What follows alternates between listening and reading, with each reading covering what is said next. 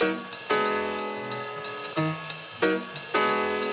to Music and Medicine. I'm your host, Dr. Moshe Lewis. Really excited to be here with none other than Larry Dodson, lead singer of the BarKays for essentially 5 decades, producer and also round actor.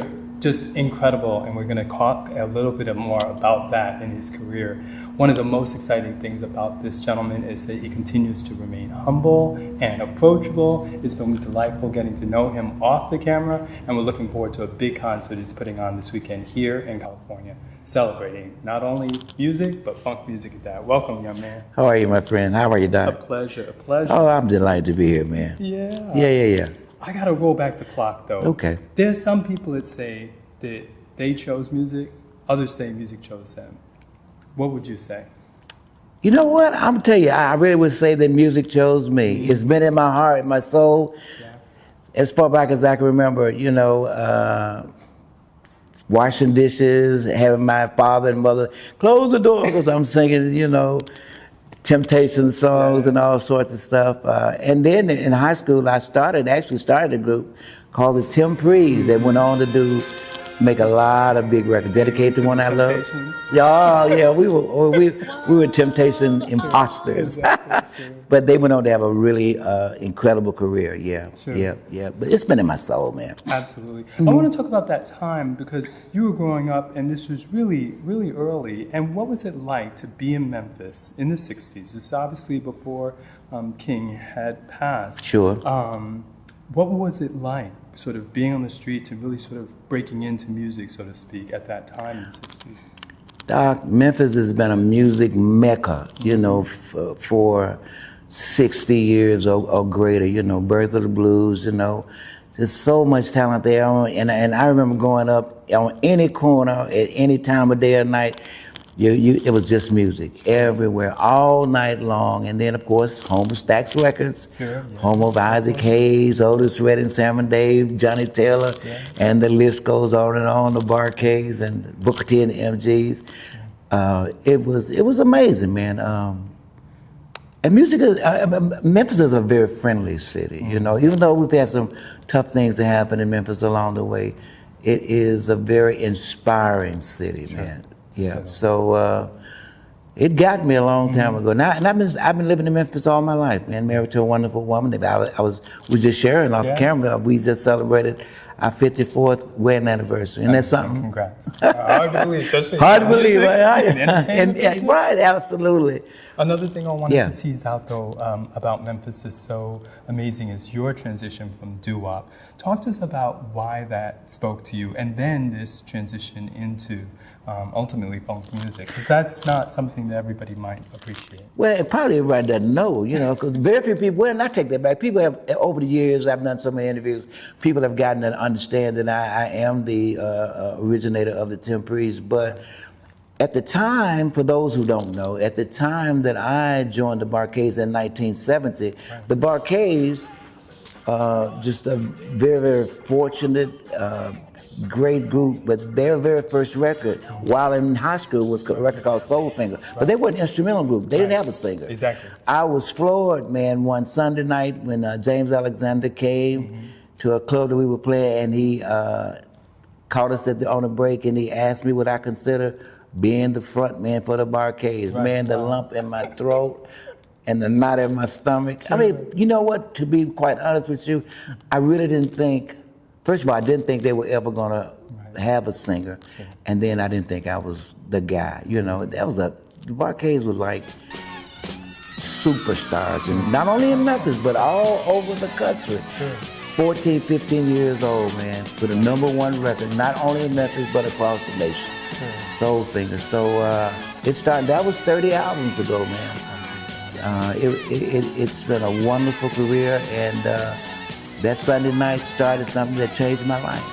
It changed my life. Talk to us about that friendship, because James, one of the greatest bass players that ever lived. Sure. How did that evolve over time? Well, the original BarKays happened to be the backup band for Otis Redding, and unfortunately, 4 of the members of the original BarKays were killed in the same plane crash that took Otis's life. But James, when James reformed the band, he was carrying out the wishes of what they had said to one another. If anything ever happened to them, the remaining members, they had made a pact they would reform the group or continue. And James opted to get a singer, and he and I have been friends since then. I mean, we've been lifelong friends. He's a great guy, and we had a camaraderie that still exists today, you know.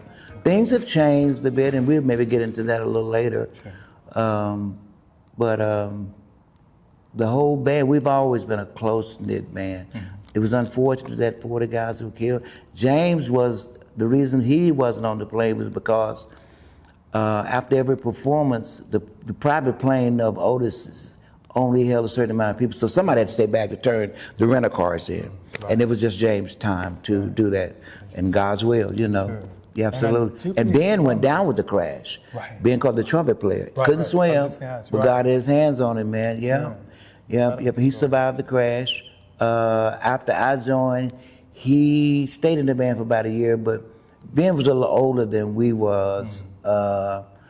And he had a family at that time. And you know, we weren't making a lot of money. We were making a lot of music, but not a lot of money.